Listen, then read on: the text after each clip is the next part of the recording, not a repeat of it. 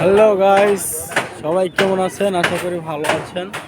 আমরা কিন্তু এই মুহূর্তে চলে আসলাম খয়াছড়া ঝর্ণা, সীতাকুণ্ড। দেখতে পাচ্ছেন এখানের ভিউটা কিন্তু অনেক সুন্দর আর অনেক মোলায়েম পরিবেশ। সবাই দেখতে পাচ্ছেন। আপনাদেরকে সকলকে কি বলবো, বলার মতো কোনো ভাষা নাই।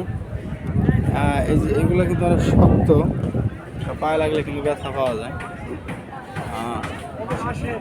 এটা কিন্তু একটা ঘাস, সবাই দেখতে পাচ্ছেন।